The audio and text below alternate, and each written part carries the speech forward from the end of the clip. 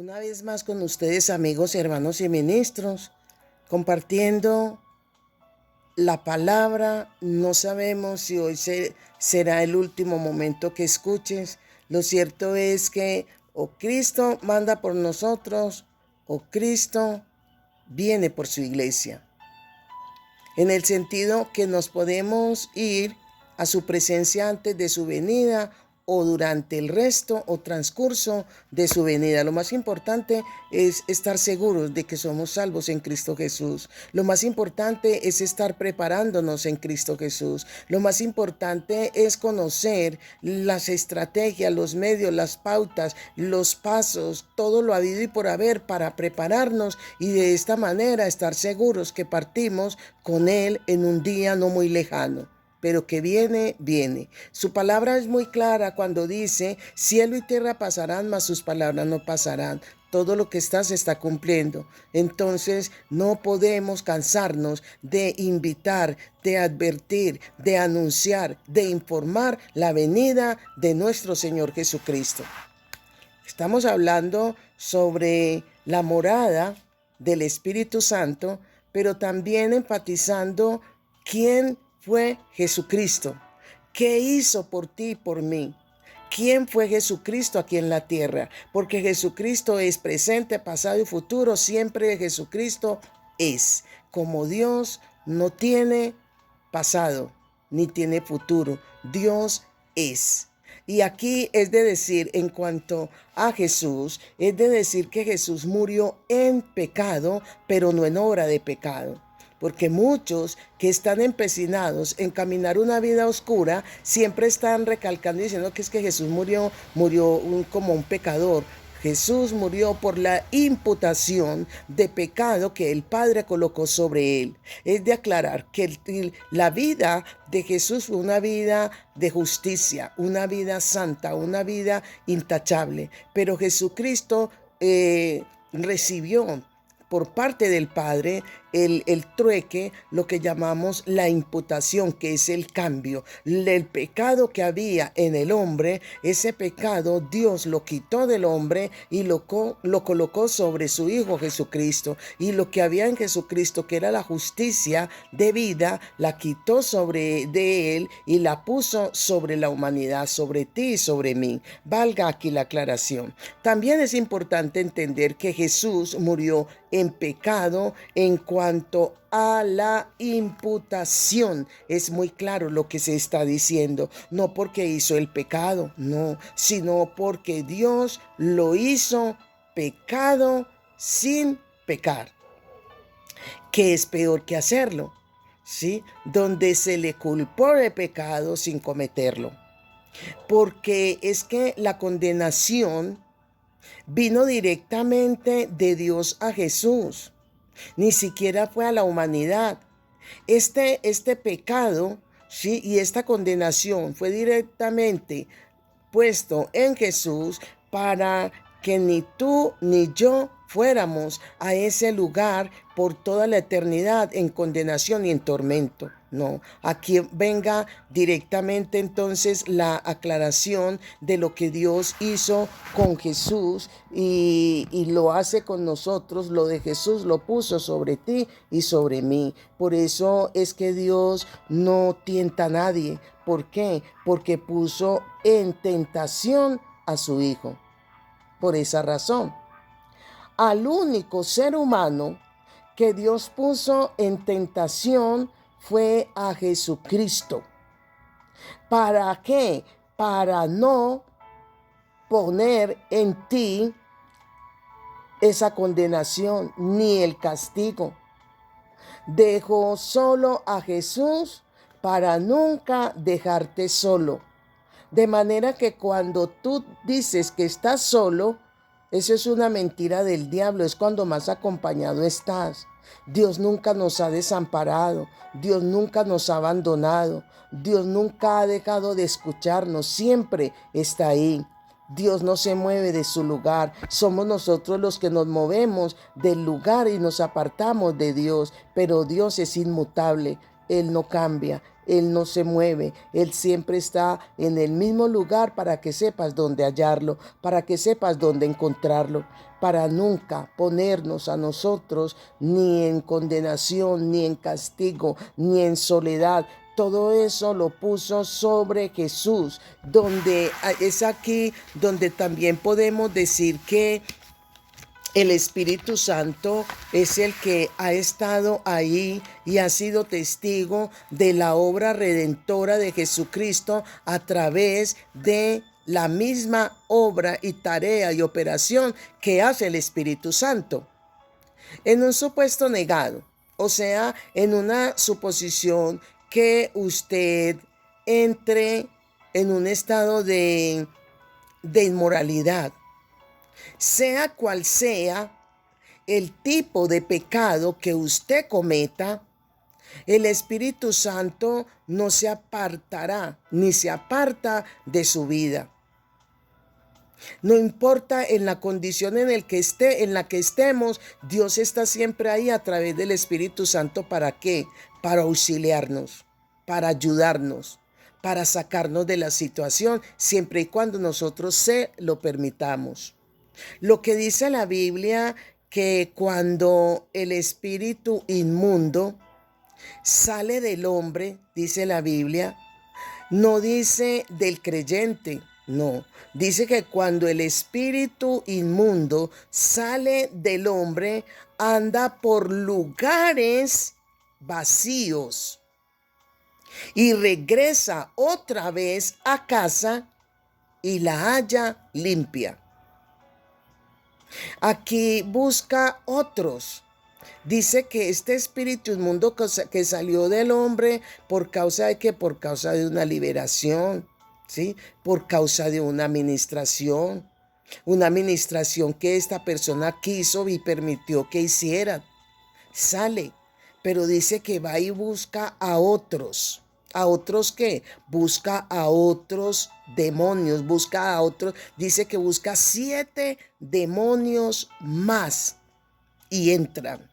Cuando la persona vuelve a su estado de pecado, cuando la persona abandona la vida de santidad, abandona la vida que se le está ofreciendo y vuelve a su costumbre de pecado. Es lo que aquí el Señor nos con esta ilustración tan clara nos está diciendo sobre la importancia de estar vigilando, sobre la importancia de estar vigilantes, de estar cuidando, de estar velando por nosotros mismos, porque aquí lamentablemente nos encontramos con personas que escuchan la palabra, son tocadas por el Espíritu Santo, pero no hacen uso del dominio propio. Porque déjeme decirle que Dios no nos empuja, porque para eso nos dio el libre albedrío. Dios es respetuoso con lo que nos entregó, pero tampoco permite que Satanás empuje. Es una decisión personal, es una decisión voluntaria, es un querer que solamente la persona es la encargada de determinar, de decidir si quiere o no quiere. Si busca o no busca. Por eso Jesús vino a ofrecernos ¿qué? Jesús vino a ofrecernos el camino, a mostrarnos, a orientarnos, a enseñarnos sobre el camino que nos lleva a la vida eterna. Jesús es el camino. Jesús es la verdad, Jesús es la vida. No se habla de religión, no se habla de argumentos, no se habla de doctrina, se habla de Jesucristo. Jesucristo es el camino que lleva a la humanidad a la salvación segura. ¿Qué se necesita? Hacer uso del dominio propio, hacer uso de la voluntad, tomar una decisión firme y radical de saber, después de tener un conocimiento quién es Jesucristo, es seguro que de antemano estamos convencidos que no hay otro en el cual hay salvación, no hay en quien hay vida eterna, sino solamente en nuestro Señor Jesucristo. Ahora bien, el día en que el Espíritu Santo salga de ti, ¿por qué? Por la condición en la que te encuentras, porque llega un momento en que el Espíritu Santo sale de la vida del individuo que definitivamente ha mostrado que no quiere nada con Dios, cuando no quiere salir de su estado de pecado.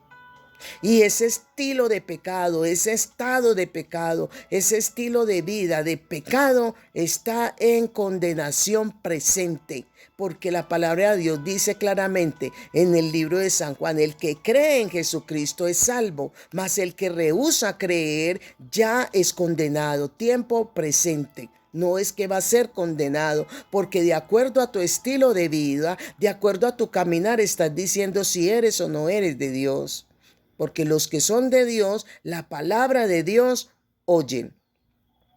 Ahora, aquí también es importante dar a conocer sobre ser receptores de la unción.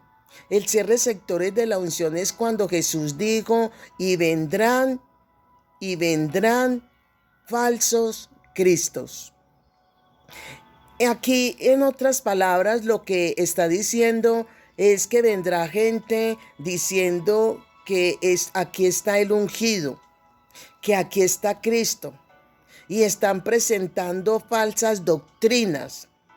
Se están presentando falsas doctrinas donde el Espíritu Santo juega un papel muy importante, mostrándonos que no seremos engañados siempre y cuando le prestemos atención a Él, siempre y cuando contemos con Él. Siempre y cuando busquemos al Espíritu Santo, no seremos engañados. Cuando en estos tiempos es donde está la apostasía en auge.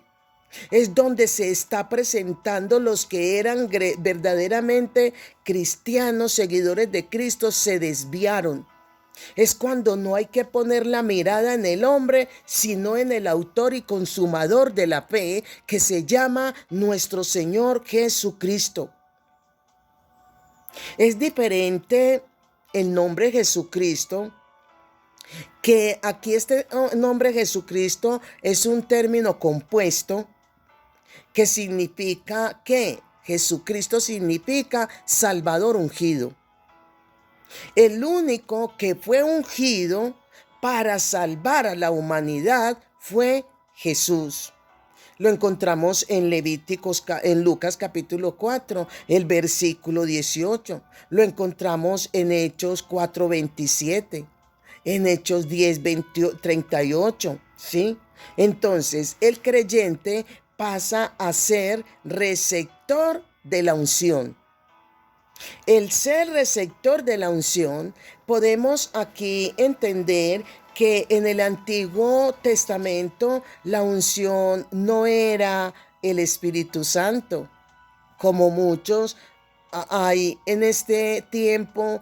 La apostasía tiene que ver cuando se le está atribuyendo un personaje al Espíritu Santo que no es.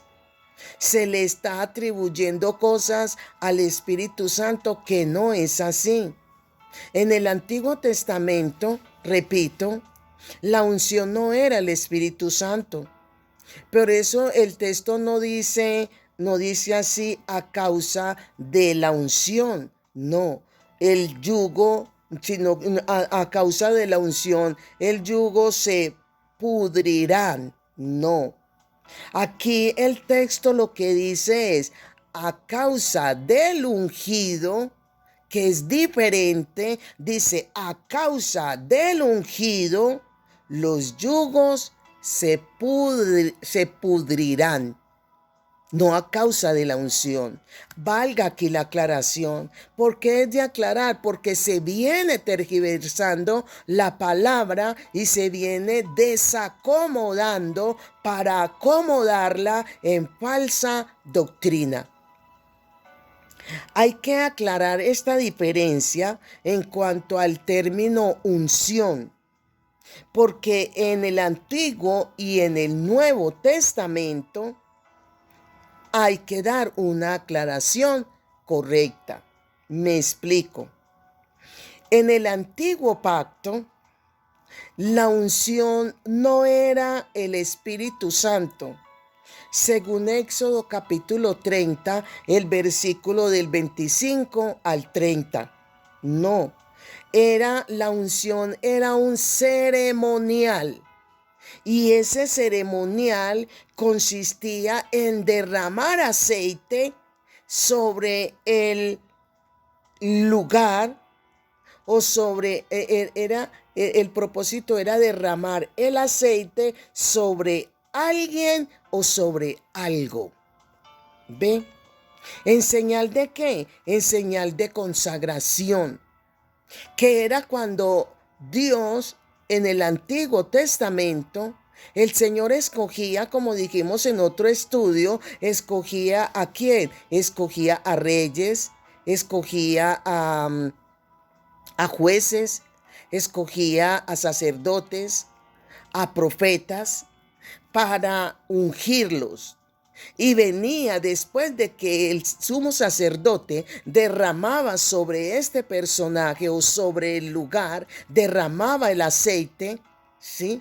Era cuando el Espíritu Santo venía y se posaba sobre dicha persona que Dios había elegido para realizar determinada labor o determinada actividad. En San Juan el capítulo 12, el versículo 3, se nos está mostrando, y quiero leer con ustedes, cuando aquí se nos está mostrando el acto de derramar un perfume sobre los pies de Jesús, que es el caso de María Magdalena, que derrama un perfume costosísimo sobre los pies de Jesús para ungirlo para el día de su sepultura, dice la palabra.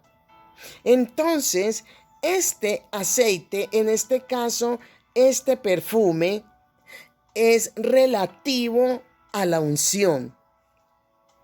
Esto se dio en plena ley, aunque fue escrito en el tiempo de la gracia. Jesús, valga aquí también la aclaración, porque en el tiempo de la gracia y porque en el tiempo de la ley, porque es que Jesús vivió en la dispensación de la ley, pero manifestó la gracia como don. Repito, Jesús vivió en la dispensación de la ley, aunque manifestó la gracia como don. Es aquí de explicar.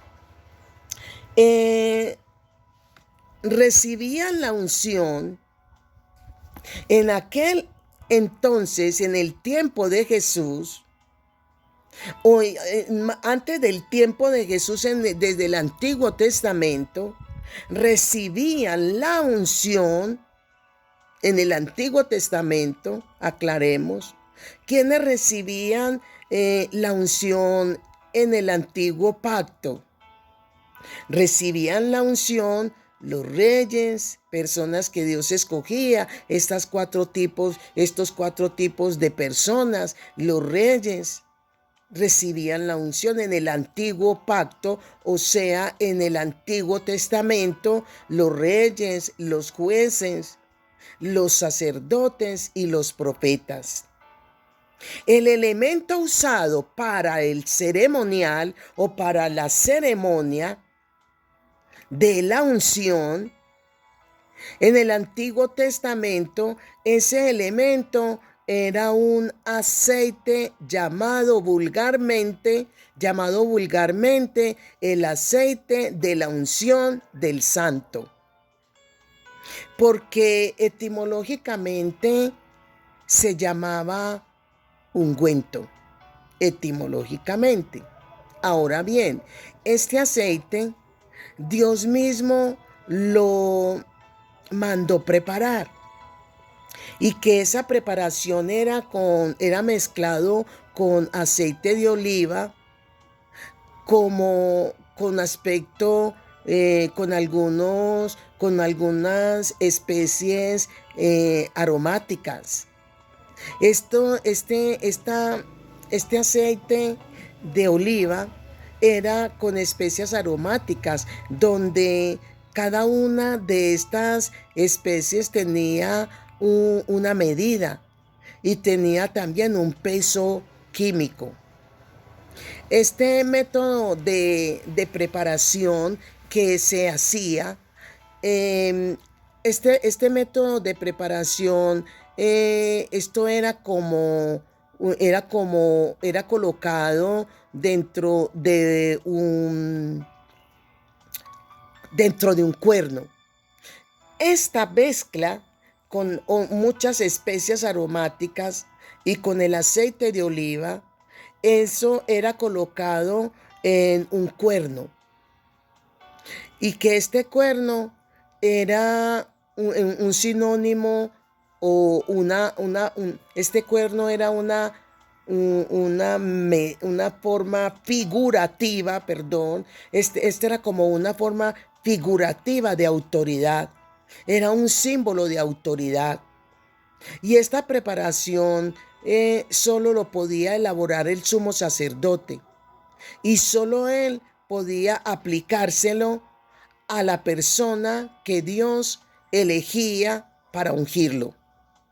¿Dónde lo vemos registrado? En Éxodo capítulo 30, versículo del 22 al 33.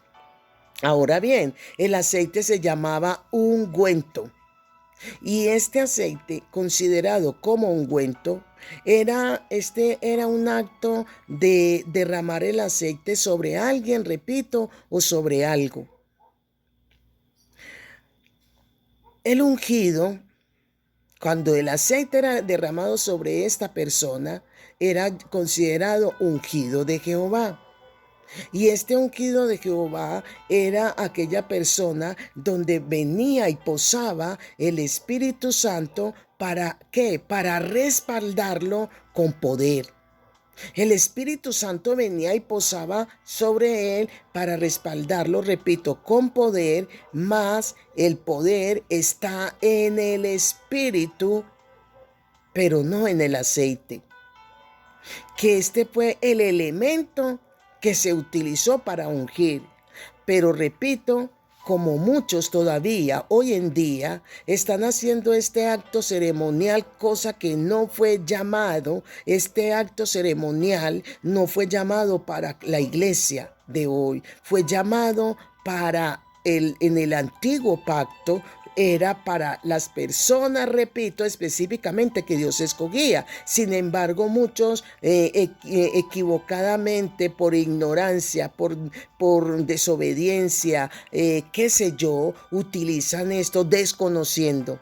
Porque es más bien desconociendo la enseñanza, desconociendo la verdad, utilizan todavía el aceite de oliva y dicen que es el Espíritu Santo. Eso es una blasfemia contra el Espíritu Santo. Eso es apostasía de la palabra.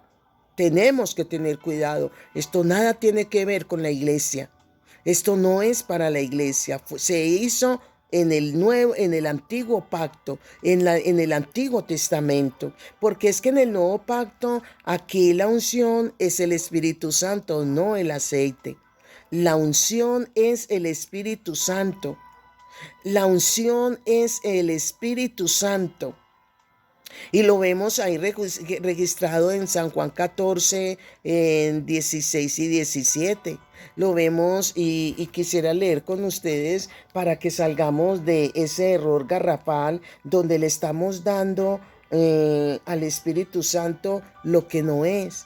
Lo que estamos hablando del Espíritu Santo, lo que no es. ¿Por qué? Porque mi pueblo fue destruido, dice Oseas 6, porque le faltó ¿qué? Porque le faltó conocimiento. Ahí nos está hablando la palabra tan claramente, y quiero que miremos ahí en San Juan, el capítulo 4, el versículo 16 y 17. Jesús le dijo, ve a llamar a tu marido. No, perdón.